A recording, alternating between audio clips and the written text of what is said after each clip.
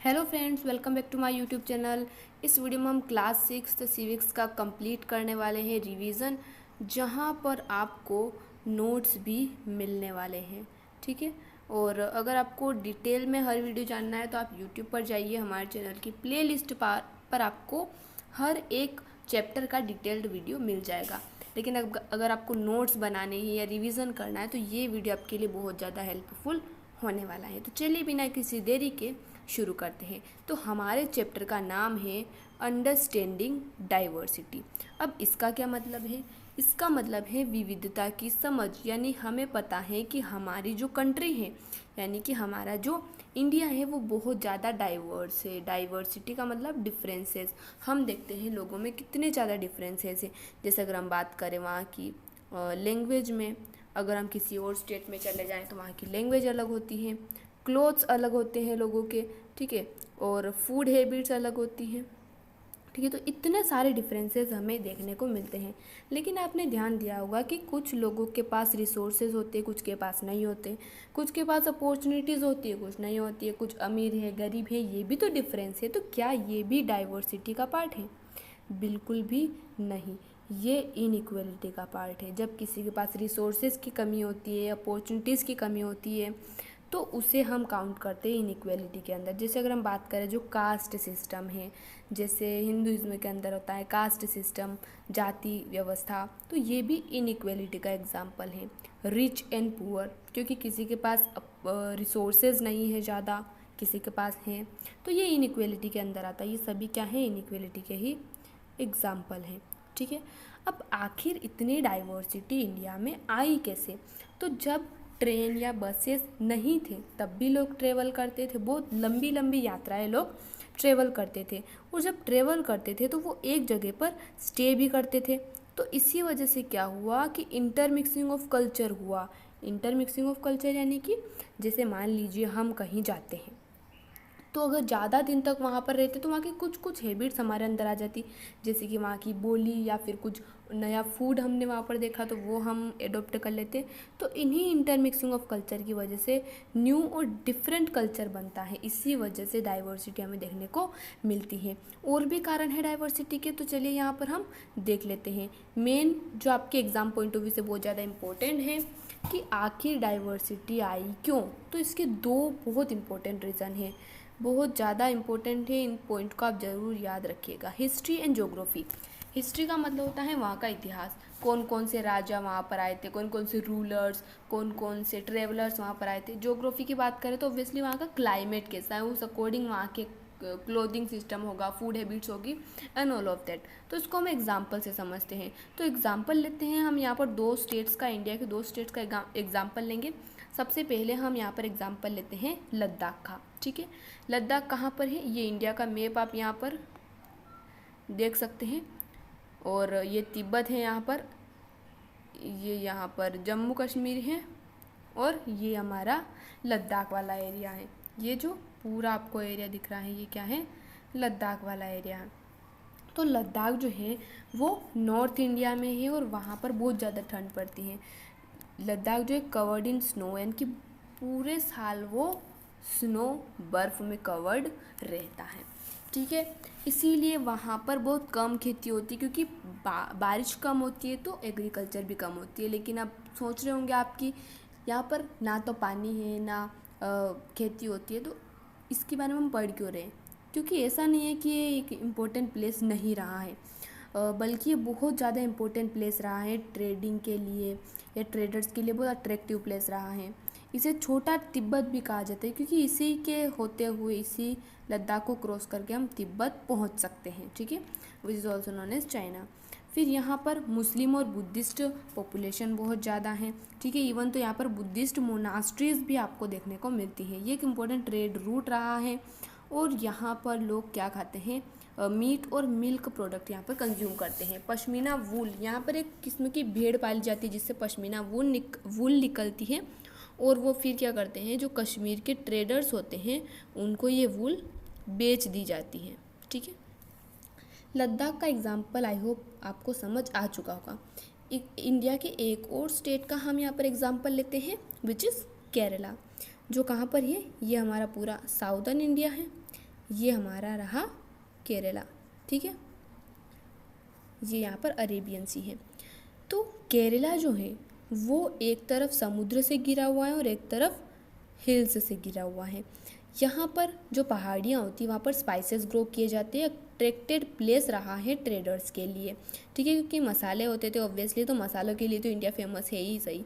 2000 साल पहले Saint Thomas जो कि क्रिश्चियनिटी को इंडिया में लाने का श्रेय जिन्हें दिया जाता है वो यहीं पर आए थे, ठीक है। अब पोर्तुगीज़ जो थे उन्होंने यहाँ पर सी रूट डिस्कवर किया था। जैसे 1498 में कौन आया था आप कमेंट में ज़रूर बताएगा, ठीक है। यहाँ पर लोग क्या खाते हैं, राइस और फिश और वेजिटेबल्स यहाँ पर लोग कंज्यूम करते हैं। तो आपने देखा किस तरीके से एरिया जो होता है वहाँ की हिस्ट्री चेंज होती है। जैसे कौन ट्रेवलर्स वहाँ पर आए थे, वहाँ की ज्योग्राफी चेंज होती है, तो उस अकॉर्डिंग वहाँ के लोगों में भी बहुत ज़्यादा डिफरेंसेस हमें देखने को मिलते हैं। तो आई होप आपको अब समझ आ चुका होगा कि हमने ऐसा क्यों कहा कि हिस्ट्री और ज्योग्राफी की वजह से डाइवर्सिटी आती है। अब डाइवर्सिटी, आखिर में हम डाइवर्सिटी पढ़ क्यों रहे, क्योंकि जवाहरलाल नेहरू ने द डिस्कवरी ऑफ इंडिया जो उन्होंने बुक लिखी है उसमें कहा है कि जो इंडियन यूनिटी है is not something imposed from the outside. ये कोई बाहर से थोपी हुई चीज़ नहीं है, कि ऐसा नहीं कि किसी बाहर वाले व्यक्ति ने बोल दिया कि इंडिया बहुत डाइवर्स है, ये हमारी अपनी है, but rather it was something deeper and with in its fold the widest tolerance of belief custom and was practised and every variety acknowledge and even encourage. यानी कि डाइवर्सिटी की रिस्पेक्ट की जाती है और इनकरेज भी किया जाता है। डाइवर्सिटी जो है इंडिया की वो बहुत ज़्यादा गहरी है, इंडिया की जो यूनिटी है वो बहुत ज़्यादा गहरी है, कोई बाहर से थोपी हुई चीज़ नहीं है। और यहाँ पर डाइवर्सिटी की रिस्पेक्ट होती है, इसको इनकरेज भी किया जाता है।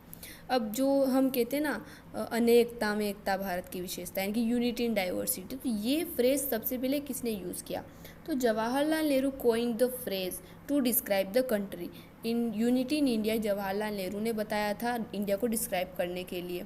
इंडिया कितना ज़्यादा डाइवर्स है, यहाँ पर 8 जो मुख्य धर्म है उनको मानने वाला अनुयायी यहाँ पर रहते हैं। रिलीजियस प्रैक्टिसेस यहाँ पर होती है। 1600 से ज़्यादा भाषाएं बोली जाती है और 100 से ज़्यादा हमें डांस फॉर्म्स यहाँ पर देखने को मिलते हैं। तो आई होप पूरा फर्स्ट चैप्टर आपको समझ आ चुका होगा। Now move to second chapter of our civics which is diversity and discrimination. अब हमने देखा कि इतनी ज़्यादा डाइवर्सिटी है इंडिया में, लेकिन कुछ समस्याएं भी हैं। जैसे डिस्क्रिमिनेशन इज़ अ प्रॉब्लम, यानी कि बहुत ज़्यादा डिस्क्रिमिनेशन भी यहाँ पर लोगों के साथ होता है। कैसे होता है, क्या है डिस्क्रिमिनेशन, चलिए समझते हैं। सबसे पहले हम समझ लेते हैं आखिर प्रेजुडाइज का मतलब क्या होता है। प्रेजुडाइज का मतलब होता है टू जज अदर पीपल नेगेटिवली और सी देम एज इन्फेरियर। जैसे अगर हम किसी व्यक्ति को पहले से जज कर लेते हैं, जैसे ये तो गांव का व्यक्ति है तो ये तो पढ़ा लिखा नहीं होगा, तो इस तरह की जो पहले से बनाई हुई धारणाएं होती हैं उसे हम क्या कहते हैं, प्रेजुडाइज। हिंदी में अगर हम बात करें तो पूर्वाग्रह जिसे हम कहते हैं।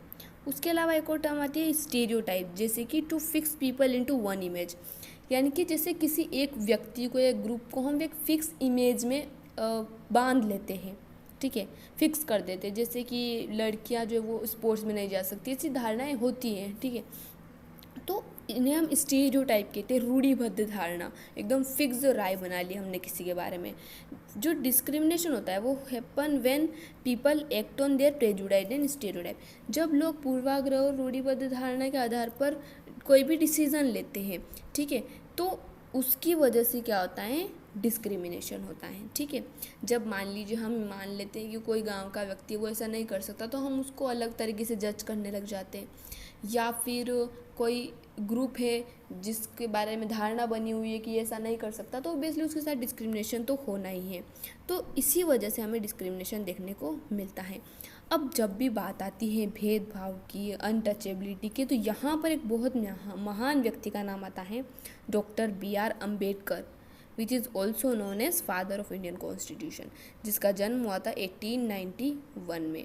महार कास्ट में इनका जन्म हुआ था और ये पहले व्यक्ति थे अपनी कास्ट से जिन्होंने अपना पूरा कॉलेज कंप्लीट किया, अपनी एजुकेशन कंप्लीट की। इंग्लैंड से इन्होंने लॉ की पढ़ाई की और एक लॉयर ये बन जाते हैं। और बहुत इंपॉर्टेंट बात, कन्वर्टेड टू बुद्धिज़्म, यानी कि इन्होंने बुद्धिज़्म को अपना लिया था, ठीक है, क्योंकि इन्हें बहुत अनटचेबिलिटी से बहुत ज़्यादा ही नफरत हो गई थी। फिर अब इक्वेलिटी को इंश्योर करने का क्या तरीका है? Respect for diversity was a significant element in ensuring diversity, यानी कि इक्वेलिटी तभी आएगी जब हम हर तरह की जो डाइवर्सिटी है उसकी क्या करेंगे, रिस्पेक्ट करेंगे, ठीक है।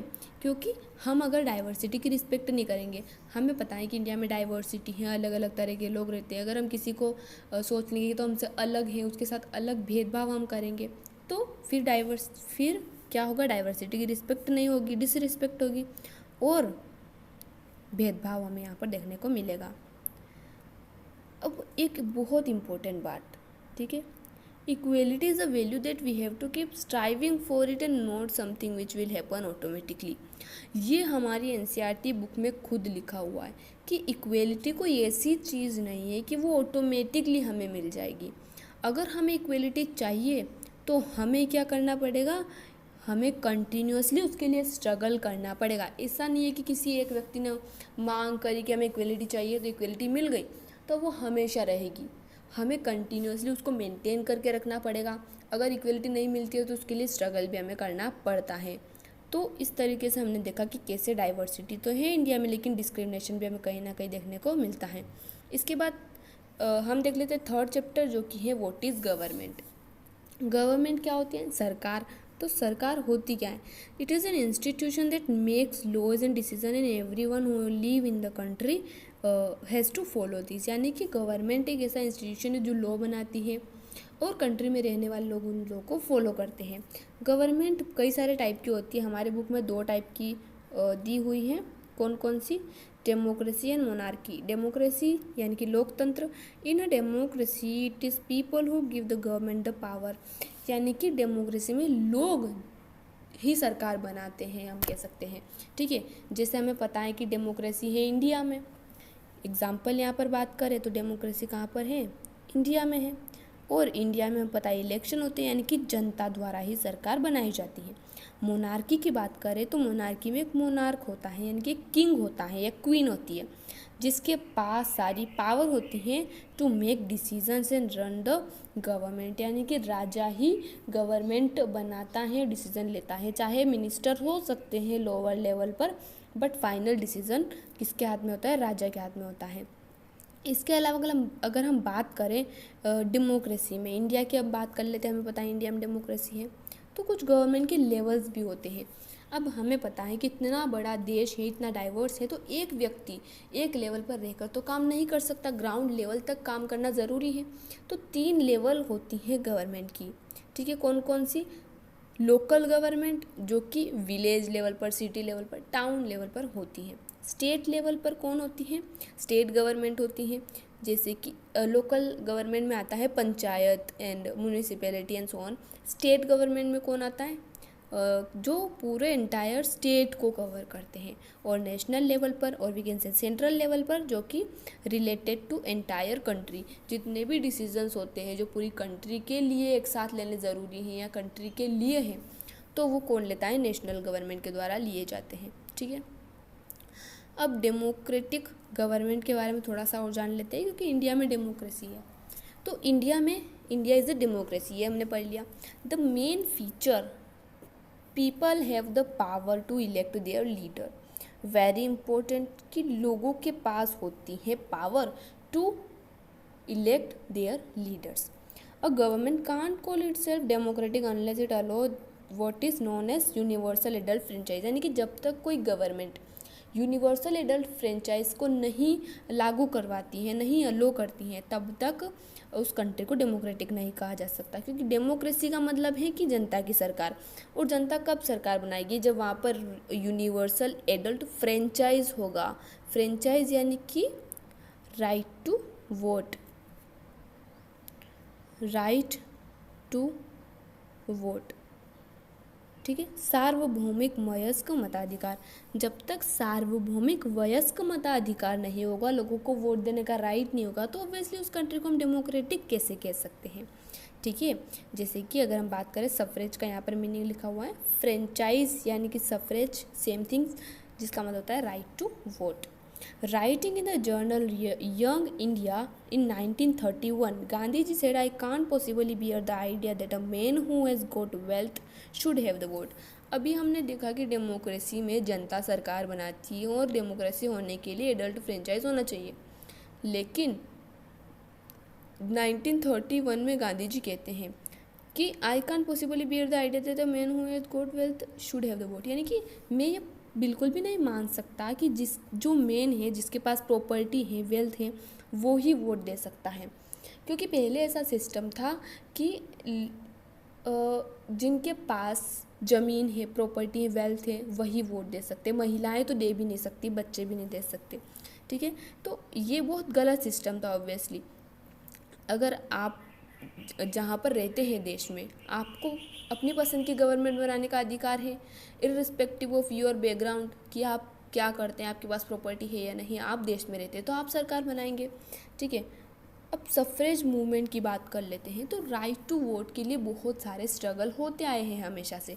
जैसे अगर हम बात करें, और केवल इंडिया में ही नहीं, अदर कंट्रीज़ में भी, जैसे बात करें यूरोप और यूएसए की, तो यहाँ पर महिलाओं ने स्ट्रगल किया राइट टू वोट के लिए, और ये वर्ल्ड वॉर फर्स्ट के टाइम पे बहुत ज़्यादा स्ट्रेंथन हो गया। क्यों हो गया? क्योंकि women begin organizing and managing different kind of work, यानी कि जब वर्ल्ड वॉर फर्स्ट के टाइम पे सारे व्यक्ति, पुरुष बिजी थे युद्ध में, तो उस समय जो काम पुरुष करते थे वो महिलाओं ने किया।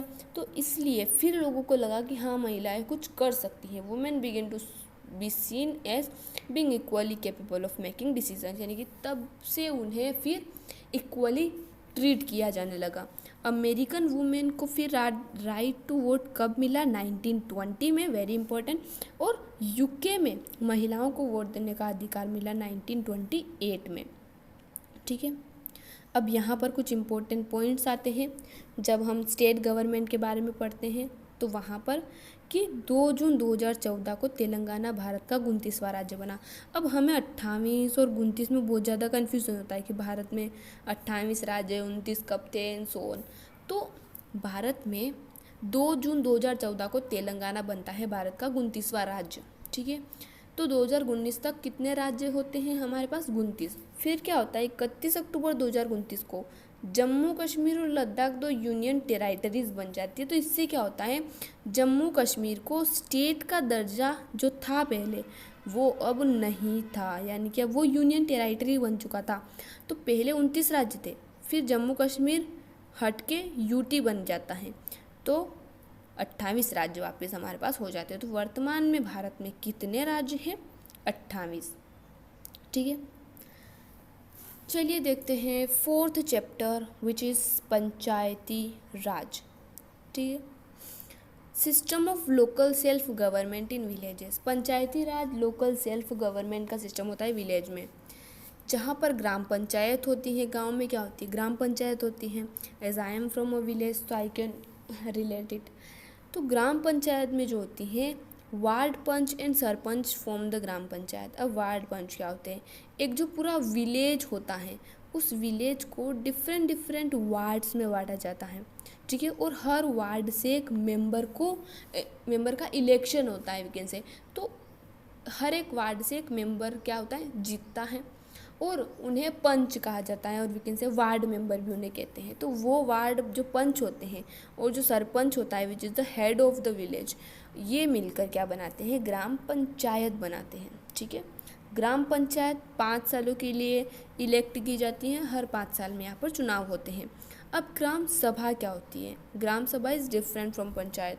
ग्राम सभा का मतलब होता है meeting of all adults who live in the area covered by panchayat. Panchayat में एक गांव भी हो सकता है, लेकिन एक से ज़्यादा गांव भी हो सकते हैं। तो जितना भी एरिया उस पंचायत के अंडर आता है, सभी में रहने वाले जितने भी एडल्ट्स यानी कि जिनकी एज 18 या 18 से ज़्यादा है, उन्हें हम एडल्ट्स कहते हैं। तो उनकी सभा जो होती है वो ग्राम सभा कहलाती है। Anyone who is 18 year old और more than who has the right to vote is a member of gram sabha. जो भी 18 साल से ज़्यादा का है, जिसको राइट टू वोट है, वोट देने का अधिकार है, वो क्या कहलाता है? मेंबर ऑफ ग्राम सभा। ठीक है। अब जो ग्राम सभा में हमने अभी देखा कि क्या होते हैं, सरपंच, पंच होते हैं, मेंबर्स होते हैं, उसके अलावा भी कुछ लोग होते हैं जैसे सेक्रेटरी। ग्राम पंचायत के ऊपर क्या होता है? सेक्रेटरी, जो गवर्नमेंट के द्वारा अपॉइंट किया जाता है। कुछ स्टेट में ग्राम सभा के अंदर ही, जैसे ग्राम सभा जो एडल्ट्स की सभा होती है, उसके अंदर कंस्ट्रक्शन डेवलपमेंट के लिए कमिटीज़ बनाई जाती हैं, जिसमें ग्राम सभा के ही मेंबर्स इंक्लूड होते हैं। इनको फंड कहाँ से मिलता है? अब गांव में कितना सारा काम करना होता है, हमें पता ही है। तो फंड इनको कहाँ से मिलता है? सबसे पहला तो टैक्स से मिलता है। दूसरा, गवर्नमेंट की जो स्कीम्स होती है उनसे जो फंड आता है वो हमें यहाँ पर इनको मिलता है। और डोनेशन अगर कोई करता है तो वो भी फंड की तरह यहाँ पर इन्हें मिलता है। ग्राम पंचायत जो होता है वो फर्स्ट ईयर ऑफ द और level of democratic government. Democratic government का सबसे पहला लेवल ही क्या है? ग्राम पंचायत है। ठीक है। ग्रास रूट लेवल भी हम इसे कह सकते हैं। अब पंचायती राज में भी कुछ लेवल्स होते हैं। ठीक है। पंचायती राज हम पढ़ रहे हैं पूरा एडमिनिस्ट्रेशन, तो पंचायती राज में क्या क्या होता है? ग्राम पंचायत होती है सबसे पहले तो, जो कि विलेज लेवल पर होती है। फिर जनपद पंचायत है, जिसे पंचायत की समिति हम कहते हैं, जो कि ब्लॉक लेवल पर होती है। और डिस्ट्रिक्ट लेवल पर क्या होती है? डिस्ट्रिक्ट पंचायत, जिला परिषद जिसे हम कहते हैं, जो कि डिस्ट्रिक्ट लेवल पर होती हैं। ठीक है। आई होप यहाँ तक आपको पूरा समझ आ चुका होगा। और इसमें एक पॉइंट और था यहाँ पर कि निर्मल ग्राम पुरस्कार जो है, जो कि पंच फ्रॉम महाराष्ट्र को दिया गया 2005 में। कोई बहुत अच्छा अगर काम करता है तो उसको पुरस्कार भी दिया जाता है, जैसे निर्मल ग्राम पुरस्कार 2005 में दिया गया था। चैप्टर 5 की बात कर लेते हैं, रूरल एडमिनिस्ट्रेशन, यानी कि गांव का प्रशासन। अब आप बोलोगे अभी तो हमने पंचायती राज के बारे में पढ़ा, अब एक्चुअली हम पढ़ने वाले हैं कि कैसे एक्चुअली में यहाँ पर गवर्नमेंट वर्क करती है, कैसे एक मुद्दे को सुलझाया जाता है। तो इंडिया में 6 लाख से ज़्यादा गांव हैं। इतने ज़्यादा गांव हैं तो हर किसी में ही प्रॉब्लम्स तो होती हैं। तो इनको कैसे सुलझाया जाता? जैसे अगर हम बात करें land dispute, which is a very common problem in every village. तो जहाँ पर अगर हम बात करते हैं, मान लीजिए 2 व्यक्ति हैं, 2 व्यक्ति सुबह अपने खेत पर जाते हैं और दोनों के बीच में हो जाती है लड़ाई। ठीक है। क्योंकि उन्होंने देखा कि हमारी जो खेत की मेड़ है, एक व्यक्ति कहता है कि तुमने मेरी मेड़ इधर खिसका ली, और ये कहता है नहीं मैंने नहीं खिसकाई। तो ऐसे करके लड़ाई हो जाती है।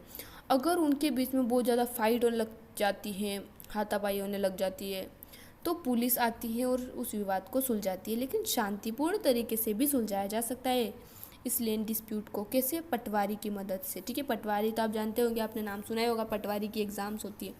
तो पटवारी जो होता है, जिसके पास लैंड रिकॉर्ड्स होते हैं, जो जिन्हें वो अपडेट भी करता है और लैंड को मेज़र भी करता है। ठीक है। तो ये पटवारी का काम होता है। तो ये दोनों अगर चाहे तो पटवारी को बुला सकते हैं और शांतिपूर्ण तरीके से अपने विवाद को सुलझा सकते हैं। पटवारी मेज़र करके बता देगा किसकी ज़मीन कितनी है और आराम से इन्हें अपनी ज़मीन मिल जाएगी। फिर अगर हम बात करें तहसीलदार की, जो कि पटवारी से भी ऊपर लेवल पर होता है, जो पटवारी को सुपरवाइज करता है, जिसे रेवेन्यू ऑफिसर भी कहा जाता है, जिसके पास कुछ रिकॉर्ड्स की कॉपी होती है, कास्ट सर्टिफिकेट अगर हमें बनवाने हैं, या फिर अगर कोई मुद्दे यहाँ पर सॉल्व नहीं होते, यहाँ पर सॉल्व नहीं होते, तो वो यहाँ पर सुने जाते हैं। ठीक है। जो रेवेन्यू कलेक्शन है वो भी कौन करता है? तहसीलदार करता है। ठीक है। By mistake I wrote it here, but anyway. अब एक अधिनियम बनाया गया था, हिंदू सक्सेशन अमेंडमेंट एक्ट 2005, जिनमें लैंड शेयर जो हैं वो बेटे, बेटी और वाइफ तीनों को मिलेगा। ठीक है। जैसे पहले क्या सिस्टम था, केवल बेटे का ही अधिकार होगा जितनी भी उसके फादर की लैंड है। लेकिन जो एक्ट बना 2005 में, हिंदू धारा अधिनियम, उसके अकॉर्डिंग बेटा, बेटी और पत्नी तीनों को बराबर हिस्सा मिलेगा लैंड में। ठीक है। इसके बाद हम पढ़ लेते हैं चैप्टर 6 की, जो कि है अर्बन एडमिनिस्ट्रेशन। यानी जैसे हमने गांव का प्रशासन देखा, वैसे अब हम शहर का देखने वाले हैं। तो शहरों में म्युनिसिपल कॉरपोरेशन होता है, जो बड़ी सिटीज़ में होता है। ठीक है। नगर निगम जिसे हम कहते हैं। उसके अलावा म्युनिसिपैलिटी एंड म्युनिसिपल काउंसिल्स भी होते हैं, यानी कि नगर पालिका और नगर परिषद। ठीक है। जो कि छोटी सिटीज़ या टाउन्स में होता है। इनको भी मनी कहाँ से मिलता है? टैक्स से मिलता है। सिटी जो होती है वो वार्ड्स में डिवाइड होती है, जैसे गांव वार्ड में डिवाइड होता है, वहाँ से पंच इलेक्ट होते हैं। वैसे ही सिटी में जो वार्ड होते हैं वहाँ से काउंसिलर्स इलेक्ट किए जाते हैं, जिन्हें पार्षद कहा जाता है। काउंसलर्स की कमिटीज़ बनती है। जैसे शहर तो गाँव से भी कई ज़्यादा बड़े होते हैं, तो वहाँ पर हर एक समस्या के लिए एक अकेला ऐसा नहीं कि सरपंच मीटिंग बुला के सब काम कर सकता है। वहाँ पर बहुत सारी समस्याएं होती है, इसलिए काउंसलर्स की कमिटीज़ बनती है। वाटर, गार्बेज, स्ट्रीट लाइट, अलग अलग समस्याओं के लिए। वोट के जो काउंसलर्स होते हैं वो क्या करते हैं? मीटिंग करते हैं और बजट प्रिपेयर करते हैं, डिसीज़न लेते हैं। डिसीज़न ले सकते हैं, लेकिन उसको इम्प्लीमेंट कौन करेगा? कमिश्नर और जो एडमिनिस्ट्रेटिव स्टाफ होता है उसे इम्प्लीमेंट करता है। ठीक है। सिटी जो होती है वो डिफरेंट डिपार्टमेंट में भी बटी हो सकती है, जैसे water department, garbage department, garden की देखभाल करने के लिए, रोड्स के लिए। जैसा हमने यहाँ पर बात किया कि काउंसलर्स की कमिटीज़ बनती है, तो वैसे ही सिटीज़ डिपार्टमेंट में डिवाइड होगा और वहाँ पर अलग अलग तरह से लोग काम करते हैं। अब सब कॉन्ट्रैक्टिंग भी हमें यहाँ पर देखने को मिलती है। सब कॉन्ट्रैक्टिंग क्या होती है? सब कॉन्ट्रैक्टिंग का मतलब होता है जब commissioner head hired private contractor.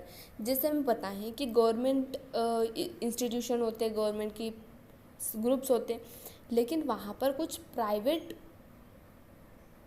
Contractor को भी हायर करना होता है, क्योंकि इतना काम नहीं कर सकते और हम करवा सकते हैं किसी और से। तो सब कॉन्ट्रैक्टिंग यहाँ पर होती है, यानी कि जब कमिश्नर किसी और को प्राइवेट कॉन्ट्रैक्टर को भी हायर कर सकता है, इसे सब कॉन्ट्रैक्टिंग कहते हैं। अब देखिए, जैसे हमने यहाँ पर सिटी में बात करी कि गार्बेज की समस्या हो सकती है, तो कितनी बड़ी समस्या यहाँ पर हो सकती है। सूरत में, जो सूरत एक सिटी है इंडिया में, सूरत सिटी में प्लेग नाम की डिजीज़ है जो कि 1994 में आई थी, जिसकी वजह से सूरत इतना गंदा हो गया था, मतलब इतना डर्टी प्लेस बन चुका था, क्योंकि हर जगह कचरा था। उसी कचरे की वजह से तो ये बीमारी फैली थी और बहुत सारे लोगों की जान चली गई, बहुत सारे लोगों ने शहर को छोड़ दिया। फिर उसके बाद में गवर्नमेंट ने एक्शन लिए और धीरे धीरे स्थिति बेहतर हुई। स्वच्छ भारत मिशन, स्वच्छ भारत अभियान 2 अक्टूबर 2014 को लागू किया गया, जिसके तहत हमें पता है कि सबको मोटिवेट किया जाता है टू क्लीन देयर सिटी और एरिया वेयर दे आर। फिर क्लास 6 का हम पढ़ते हैं चैप्टर 7 रूरल लाइवलीहुड। गांव में लोग कैसे अर्न करते हैं, अपनी आजीविका कैसे चलाते हैं। तो गांव में मेनली 2 तरीके से लोग काम करते हैं, एक तो एग्रीकल्चरल बेसिस पर और नॉन एग्रीकल्चरल। एग्रीकल्चरल में छोटे फार्मर्स हो सकते हैं या जिनके पास बिल्कुल ज़मीन नहीं है, लैंडलेस लेबर हो सकते हैं। बड़े फार्मर या शेयर क्रॉपर्स भी हो सकते हैं। नॉन एग्रीकल्चरल में फिशिंग, आर्टिशंस वाले काम होते हैं, कंस्ट्रक्शन वाले, फैक्ट्रीज वाले काम होते हैं, सेल्फ एम्प्लॉयड भी कुछ लोग होते हैं, जैसे हम गांव में देखते ही हैं कि कुछ छोटी छोटी दुकानें भी हमें देखने को मिलती है, आजकल तो बड़ी भी देखने को मिलती है। 40% rural families are agricultural labourer. इसका क्या मतलब है? 40% लोग जो हैं इंडिया में, गांव में, वो एग्रीकल्चरल लेबरर हैं, या तो उनके पास ज़मीन नहीं है, दूसरों के खेतों में वो काम करते हैं। ठीक है। और कई बार जो लोग होते हैं गांव में, वो कर्ज के जाल में कैसे फंस जाते हैं, जैसे मान लीजिए सीड्स और फर्टिलाइज़र्स के लिए उन्होंने लोन लिया, फिर अगर बाई चांस क्रॉप फेल हो जाती है तो वो रीपे नहीं कर पाते हैं। अब क्रॉप भी नहीं है तो पैसे आए नहीं, तो और उन्हें लोन लेना पड़ेगा सर्वाइवल के लिए, और इस वजह से वो कोट इन डेट यानी कि कर्ज के जाल में फंस जाते हैं। अब ये 40% हमने बात किया, तो 40% का मतलब है कि 2 out of 5 families are agricultural labourers. 5 में से 2 फैमिलीज़ क्या हैं? एग्रीकल्चरल लेबरर्स हैं। ठीक है। क्लास 6 का चैप्टर नंबर 8 अर्बन लाइवलीहुड। इसकी अगर हम बात करें, जैसे गांव में लोग आजीविका अर्न करते हैं, शहर में कैसे करते हैं? तो स्ट्रीट वेंडर्स होते हैं। सबसे पहले शहर में घुसते हैं, हमें क्या दिखती हैं? दुकानें दुकानें दुकानें दिखती हैं, जैसे हॉकर्स, कॉबलर्स हो गए, मोची वगैरह, वेजिटेबल सेलर हो गए, जो इधर उधर घूमते रहते हैं, कुछ सामान बेचते हैं। No fixed salary and job security. इनमें यहाँ पर इनकी कोई फिक्स्ड सैलरी नहीं होती है, जितना मिल सकता है, ज़्यादा मिल सकता है, कम भी मिल सकता है। जॉब सिक्योरिटी भी नहीं मिलती है, कोई सिक्योरिटी नहीं है जॉब में, कभी भी इन्हें पुलिस हटा सकती है, जैसा हम बहुत बार देखते ही हैं। और हरासमेंट भी कई बार इन्हें फेस करना पड़ता है म्यूनिसिपल अथॉरिटीज़ से। जो शॉप्स और शोरूम्स होते हैं, ये भी होते हैं शहरों में। फिक्स्ड वर्किंग आवर होते हैं, सैलरी होती है। कॉन्ट्रेक्चुअल भी हो सकता है, परमानेंट भी हो सकता है, यानी कि इनको काम पे कॉन्ट्रैक्ट के थ्रू भी रखा जा सकता है कि इतने दिनों का आपको फिक्स काम करना है, या परमानेंट भी हो सकता है। फॉर्मल सेक्टर की बात करें तो जॉब सिक्योरिटी होती है, फिक्स्ड वर्किंग आवर्स होते हैं, पेड लीव्स भी मिलती हैं और सेविंग भी होती है ओल्ड एज के लिए, जैसे कि गवर्नमेंट जॉब की अगर हम बात करें। उसके अलावा कुछ लोग यहाँ पर सेल्फ एम्प्लॉयड भी होते हैं जिनका ओन बिजनेस होता है। बिजनेस में रिस्क होती है, डिमांड के ऊपर डिपेंड करता है, और रेंट का भी यहाँ पर क्या रहता है, सिस्टम होता है। रेंट पर अगर आप कुछ दुकान वगैरह चला रहे, ऐसा सब कुछ हमें यहाँ पर देखने को मिलता है। तो आई होप आपको पूरा चैप्टर समझ आया होगा, पूरा क्लास सिविक्स के सारे चैप्टर।